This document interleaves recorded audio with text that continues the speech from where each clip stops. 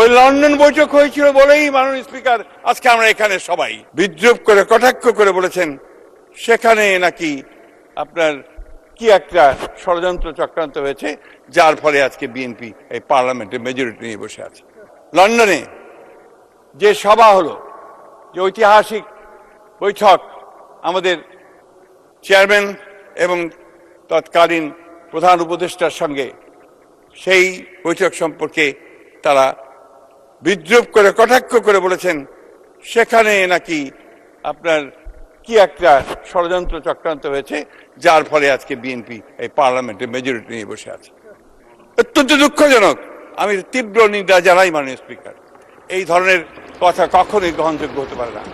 ওই লন্ডন বৈঠক হয়েছিল বলেই মাননীয় স্পিকার আজকে আমরা এখানে সবাই, কারণ ওই লন্ডন বৈঠকেই নির্বাচনের তারিখ ঠিক হয়েছিল।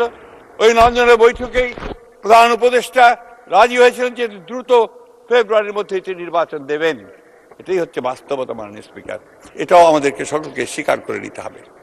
মাননীয় স্পিকার, আমি বয়স্ক মানুষ, আমরা 80-র দশকের 70 দশকের মানুষ। 70 দশক আমরা দেখেছি। আমরা দীর্ঘ সংগ্রাম করেছি, লড়াই করেছি বাংলাদেশের স্বাধিকারের জন্য। আমরা সংগ্রাম করেছি তৎকালীন পূর্ব পাকিস্তানের বিরুদ্ধে সত্যিকার অর্থে একটা স্বাধীন বাংলাদেশ নির্মাণ করবার জন্য। এটা আমরা করেছি। এবং পরবর্তীকালে যখন যুদ্ধ হয়েছে, যুদ্ধ শুরু হওয়ার আগে শহীদ প্রেসিডেন্ট জিয়াউর রহমানের সেই ডাকে যখন মানুষ ঝাঁপিয়ে পড়েছে, তখন সেই যুদ্ধে আমরাও সবাই গিয়ে ঝাঁপিয়ে পড়েছিলাম। মাননীয় স্পিকার, সেই 71কে নিয়ে যদি কেউ কটাক্ষ করে, সেই 71কে কেউ যদি খাটো করার চেষ্টা করে, তখন সেটা আমাদের পক্ষে মেনে নেওয়া খুব কঠিন হয় মাননীয় স্পিকার। সেই জন্যই আমাদের কালিগ সালাউদ্দিন সাহেব যেটা বলেছেন, 71 নিয়ে কথা আমাদের বলতেই হবে মাননীয় স্পিকার, কারণ এটা আমাদের অস্তিত্ব, এটা আমাদের আইডেন্টিফিকেশন, এটা আমাদের আইডেন্টিটি। আমি বারবার একই কথা বলছি, একটি কারণ মাননীয় স্পিকার, যে 71 হচ্ছে আমাদের পরিচয়। সেই জন্যই আমরা এই কথা বারবার বলি।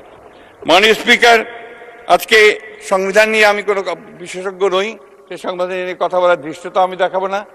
সালাউদ্দিন সাহেব যা বলেছেন তার বাইরে কথা বলা আমার কিছু নেই। আমি জিনিস আপনাদের সামনে তুলে ধরতে চাই।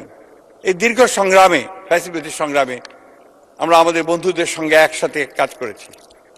আমি অত্যন্ত কৃতজ্ঞতার সাথে স্মরণ করব যে আমরা সেই সময় যে আন্দোলনগুলো একসাথে করেছি, সেই আন্দোলনগুলোতে আমাদের অনেক নেতা আজকে এখানে আছেন, যাদের সঙ্গে আমরা কাজ করেছি। তাদেরও অনেক ক্ষতি হয়েছে, তাদের অনেকেই চলে গেছেন পৃথিবী ছেড়ে, তাদেরকে হত্যা করা হয়েছে, অনেককে আপনার ক্ষতি করা হয়েছে, এবং তাদেরকেও অনেককে দেশ ছেড়ে চলেও যেতে হয়েছে। মাননীয় স্পিকার, কিন্তু দুর্ভাগ্য আমাদের যে 5ই আগস্টের পরে ওনারা বলছেন যে আমাদের চেহারা বদলে গেছে। আমাদের চেহারা বদলায়নি মাননীয় স্পিকার।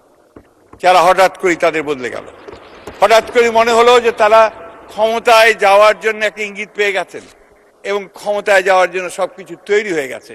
এবং তখন তারা যে সমস্ত উক্তি এবং যে সমস্ত কথা বলেছেন বিভিন্ন বক্তব্যের মধ্য দিয়ে, এই বক্তব্যগুলো